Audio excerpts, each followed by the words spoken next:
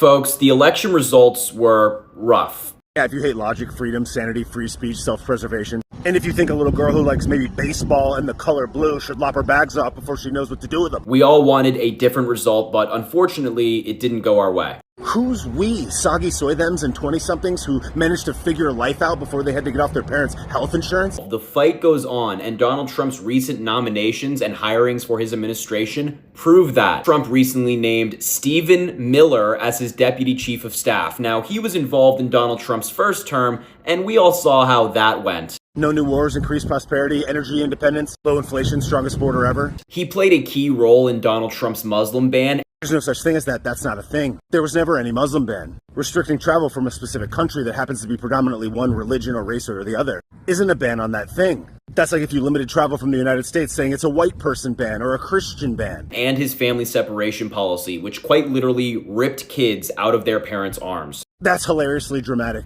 Just so you know, your father and the Lord and Savior Joe Byron continued that exact same policy.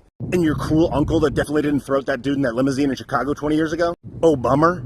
He had the same policy. Who built the cages, Joe? Also, separating a child from a guardian who broke the law is normal policy for anyone that gets arrested in America. Here on actual Earth, that's called a deterrent. If you get arrested in the commission of a crime and a child is present, they are separated and taken care of while you are detained. What exactly is supposed to happen? You put a baby in a men's jail? And of course, he has deep ties to Project 2025, which Donald Trump tried to pretend that he doesn't like. I didn't pretend he didn't like it. He just said he had nothing to do with the creation of it. He said he liked some policies and not some others. It's a 900-something page document created by more than hundreds of people. If anything, he just said he's unfamiliar with all of it. It was made by a conservative think tank, the Heritage Foundation, who, in order to maintain their 501c3 status, is not able to endorse any particular candidate. So he couldn't have even had a hand in it. But now he's turned around and appointed its authors to his administration.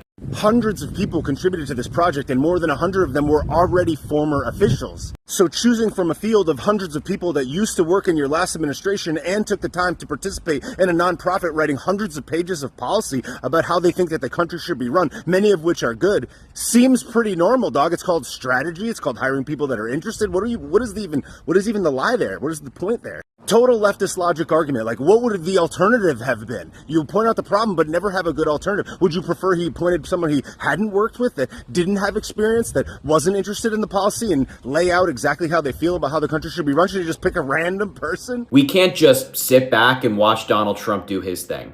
I wish you would. Look, bro, I've said it multiple times. I'm glad you're passionate. But maybe give the guy a shot. He's not even in office yet. And I get it, bro. Honestly, I do. You got to make the videos. You got to get the clicks. You got to get that guap. Hates capitalism till they use it. But maybe, just to yourself, give him 90 days. You see what happens. I know you'll make 200 videos between now and then that start like this. We got some major breaking news. Donald Trump. Today, Donald Trump. Just give it a minute, bro.